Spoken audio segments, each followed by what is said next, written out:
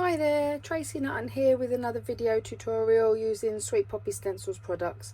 Been thinking about the different stamps and stencils that have been released over this year. There have been so many amazing ones. It's been really difficult to think about which ones I didn't want to use. I wanted to use them all.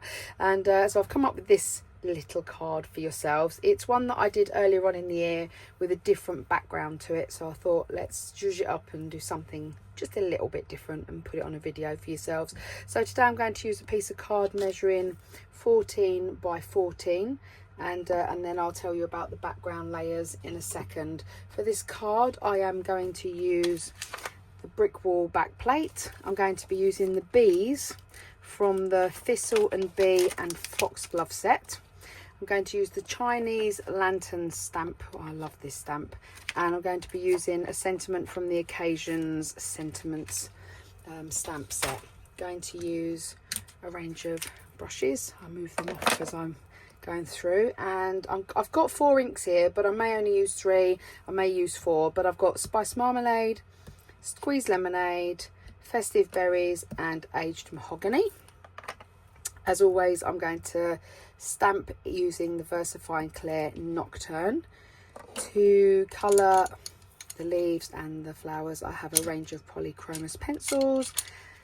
To make the bee wings sparkle a little, I've got a little sparkly pen and a white one just in case I need it. So I'm going to start here with my card and the Chinese lantern stamp. Would usually use a stamping press, but for this I thought, you know what, sometimes you need to be brave. So today I'm going to be brave. Using my Nocturne, VersaFine Nocturne, I'm just going to ink the stamp. Gentle taps as we go round.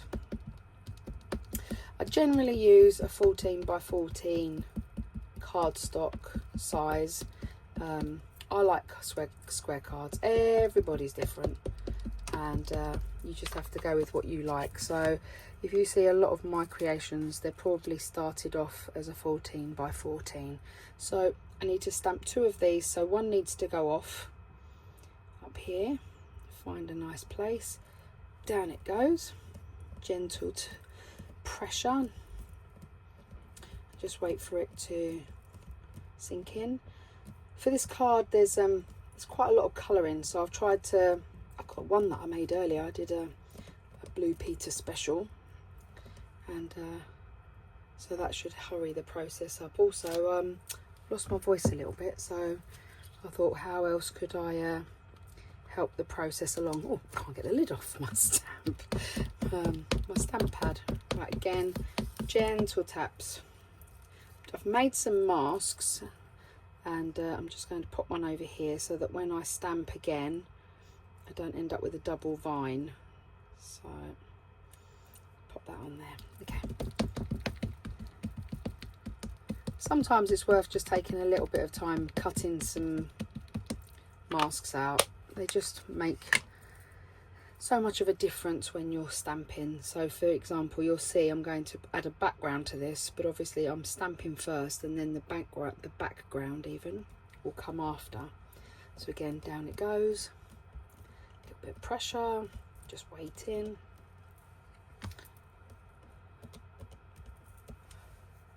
I try to do most of my stamping in one go on this card. It just makes it a lot easier. And I'm not actually going to use a stamping pad today, so stamping press. Right, there we go.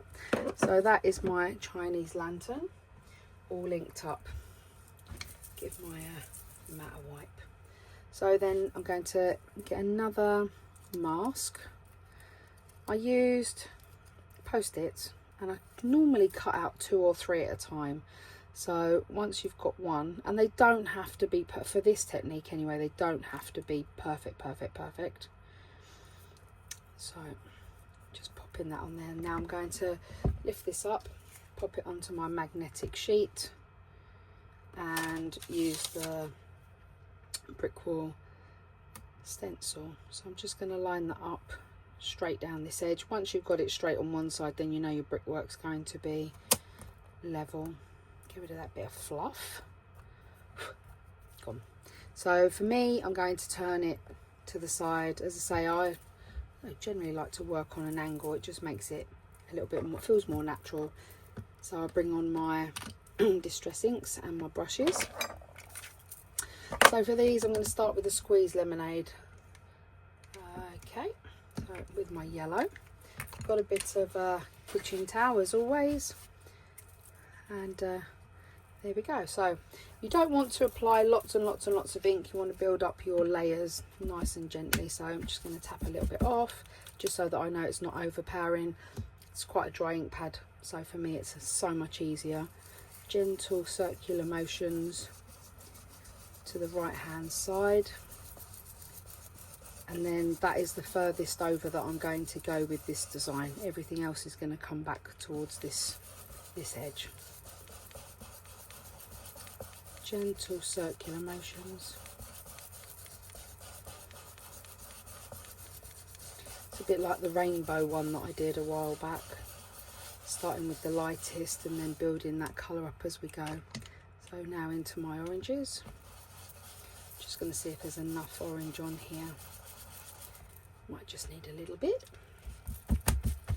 Again, taking a lot off. I don't want it to be overpowering. Really would like it to be quite subtle, quite gentle.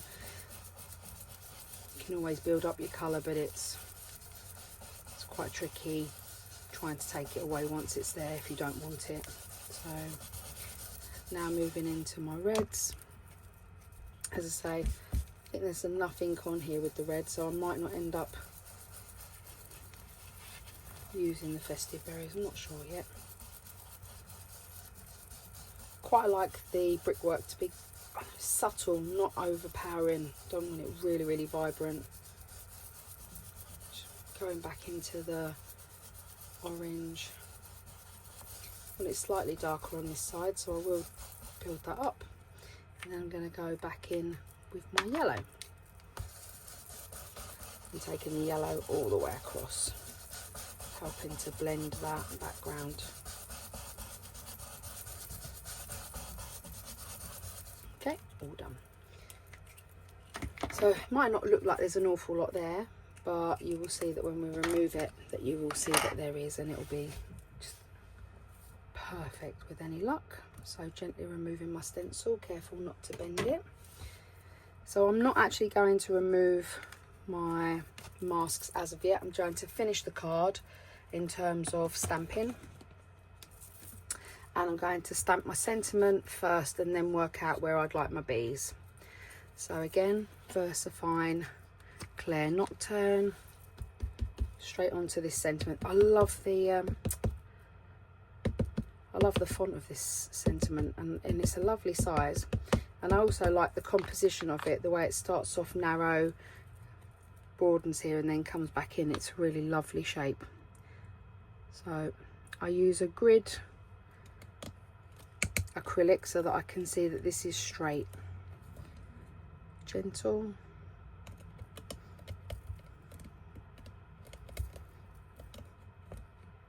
And the reason why I've done all my stamping first is because 9 times out of 10 I colour it, it looks fabulous, I'm really pleased, and then I stamp and I drop my ink pad on it. So I thought, no, do all your stamping first, then you know where you're at. So now I'm going to go in with the bees. So I've got 2 bees.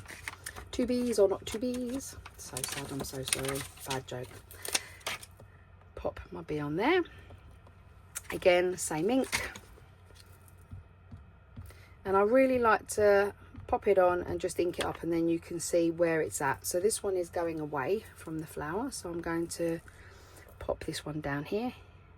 He's got his pollen, and he's off. Here we go. So that's one. And I don't want to lose that, so I'm going to pop it straight back on to my acetate. And then one that's on the foxglove. I do love these bees.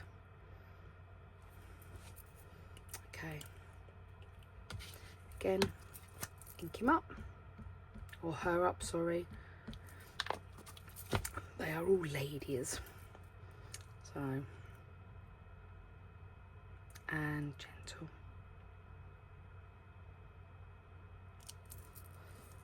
So now we would start to add some colour. So with that in mind, I'm just going to come down a little bit closer to you. I like to stamp standing up and then colour sitting down. So starting with my bees, I'm going to bring in my polychromos pencils. So I'm going to start with my orange. I'm just going to go around the edge of the little darker area, just to give the bee a little bit more depth, make her look a bit more 3D, in with slightly darker yellow, blending it out.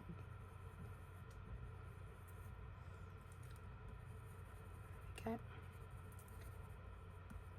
so some of this colouring is quite easy, quite quick. You put your bit of sparkle on the wings and that's your bees done. And then you can move on to your Chinese lantern flowers. So I will show you just very quickly how I started off my Chinese lantern flowers. So I again tip them to the side. These are all drying, they're nowhere near me. Gently peel off the mask, and then you can see that that wall is really lovely and subtle behind the Chinese lanterns. So all I did was I went round every single flower with a pale cream yellow. This is 102, and just gentle. So I did every single one of the flowers. Yeah. The ones that are open with the beautiful filigree work, and the ones that are closed. And I always start, same process as my inking, start with the lightest colour first and then build it up, then looking at where the shadow is. That's kind of how I work when I'm colouring and when I'm inking. So that's kind of how it starts, and then I would go in with a slightly darker yellow, looking at the darker areas here on the lovely stamp. There's some great shading, and slowly build up this process. And as you can see, this is going to take quite a bit of time. So what I did was, I'll just show you this. So then I would go in with the darker orange, again all the way back out to the edge and then coming back in. I tend to do really light circular motions. I really don't want to have those pencil marks in my work. Then I would go in with the red, and instead of coming in with the colour this time, the darker I go, the further out I stay, because obviously I don't want that. I want this lighter area in the middle. So again, back in with this yellow, bringing that back in. I cover the whole area, keeping that centre as light as possible. Then go back out to the darkest colour, keeping it right around the outside edge, and then I build that up. So sometimes I do all of the light yellow, all of the orange, or sometimes I work flower by flower. It depends on how I'm feeling. So what I've done to make this a little bit quicker is, here's one I made earlier, and I've just got some flowers to finish at the top. And as you can see, I've also done the same with the leaves. So I've done the dark green here into the light green. So let's get these finished. So again, nice light cream. I didn't put cream on the leaves. I thought, well, they could just be done straight in with the green. So again, all the way around the outside. Then I go in slightly darker, and just looking where the dark areas are on the stamp. So it would be darker down the bottom and darker in at the tops. Okay, this one I would just work my way around here. So I wouldn't add any extra colour around the outside, but I just want the center of that flower just to stand out. Again here, circular motions in the darker areas, bringing that color slightly out. And then we move into the orange. Again, around the outside. And here, bringing it down. Up the side, circular motions to avoid any lines. So I hope everybody's doing all right.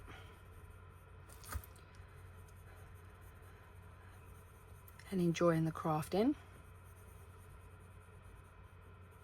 I have absolutely loved all of the new releases this year from Sweet Poppy Stencils, and as I say, when we were asked to do video using our favourite, oh, that was the hardest job ever. There have been so many fantastic releases from them this year.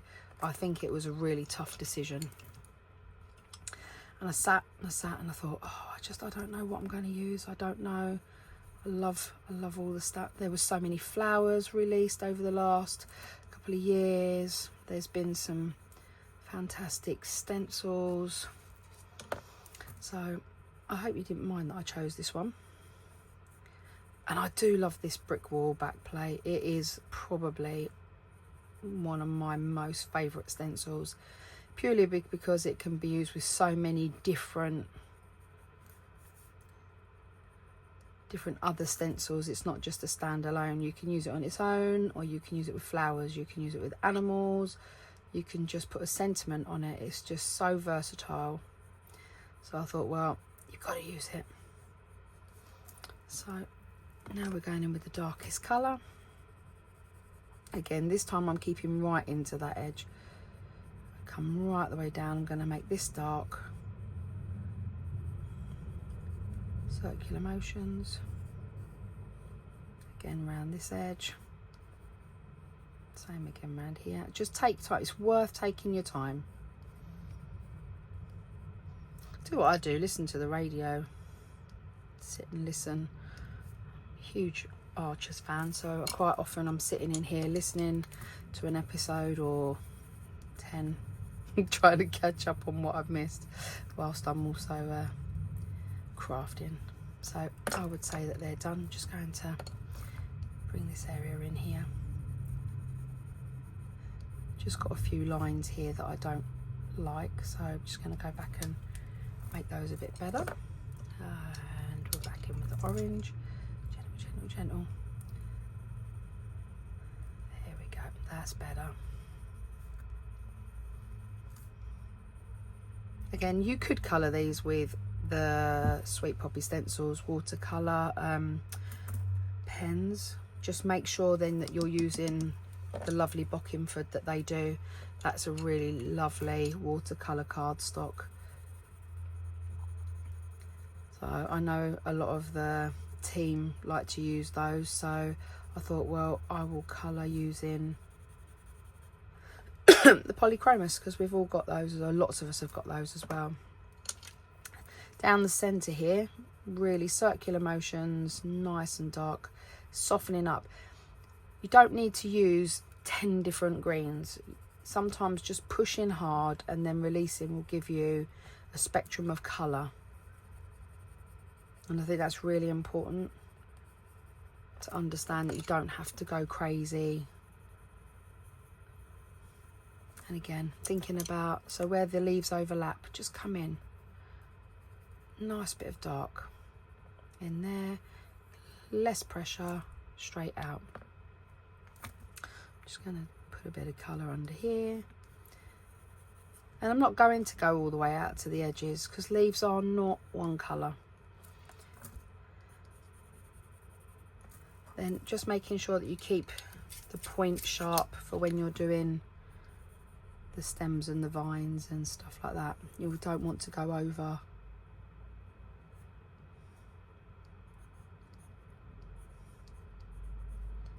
Although you can quite often disguise it. I'm not particularly careful when I colour. I can see that this needs sharpening. Apologies. I've normally got a really good Faber-Castell one, but I don't know where that is for a minute. There we go. Nice and dark, just to help to create that depth. So that's more or less the card finished. But what I did do was I thought, well, this, because it's very similar colourway, how could I make these pop a little bit? And just coming around on that black edge where that Nocturne ink is, just keeping really close with a nice dark grey. Would just create some shadow between the flowers and the wall and just make them pop a little bit. It doesn't have to be all the way round, but again, you're just imagining where the sun would be, and you must stay on the line. You don't want to have any white space between that shading. And I do think it just makes a little bit of a difference, and it just adds a little bit more depth to your work, your artwork. So again, just keeping onto that edge. You could come up the vine itself, nice and gentle. Keep to the edge that has the shading.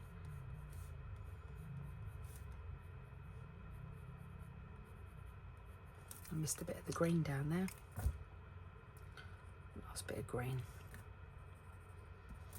Okay, for the matte and layering, I have used, so my card base that I've used is a 19 by 19, and I've already matte and layered some of the layers on just to make it a little bit easier for yourselves. The fine layer of black that you can see behind is 18 by 18. Then we have the next layer, which is, so card is 19 by 19. That layer is 18 by 18. This is 17.5 by 17.5 centimeters. Then we have a nice space here. I think it gives a nice, it feels like it's a frame, a picture frame. So then I'm going in with a 14 by 14, 14.5 by 14.5, sorry. And then my 14 by 14 will just sit nicely in there. So I thought, I'm not going to teach you how to matte and layer. I have been using glue lately. I don't know, I just kind of, I like it a bit more. So that's if it'll come out, she says. I have been making samples, so I do hope I haven't run out. If I have, it's fine. There we go, it's coming. So wiggle all the way around. I do like double-sided tape, but I find after a while it doesn't seem to want to stick. Depends on the temperature, depends on, I don't know, where it's stored. Sometimes I go back to cards and I'm finding them they're lifting a bit, so I've sort of decided to swap over for a while and just go on to the wet glue. But it's everybody's preference. I wouldn't tell anybody what to do and how to do it. So then flip this over. So I tried to keep this quite quick today, she says. 23 minutes in. but I'm hoping you liked it. Oh, come on, glue, don't run out now. Just looking, probably got another one around. Got glue everywhere. Oh, there we go, this one's a good one. We'll go with the good one. When in doubt, have lots of glue about. Right, let's bring this over. Oh, I've just managed to get black on that. Typical. Got this far and I've managed to pop it down somewhere and get a bit of black on it. That's okay. I'm not worried. I'm going to come in with a rubber and just rub it off. So if this happens to you, don't stress. Gentle. So we've got a Tombow Mono rubber, and the idea is don't go at it. Don't rub really hard, because it is a sand eraser and it is there to take layers off. So nice and gentle. There we go.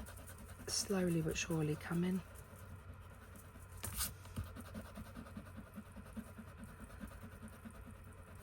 And there we go. These are an absolute godsend, these erasers are. So there we go. And that's my card finished, and it's exactly the same as the one I did earlier. So I hope you've enjoyed my tutorial today. I hope that you're enjoying your day, whatever you're doing, and hopefully I'll see you soon. Take care for now. Bye.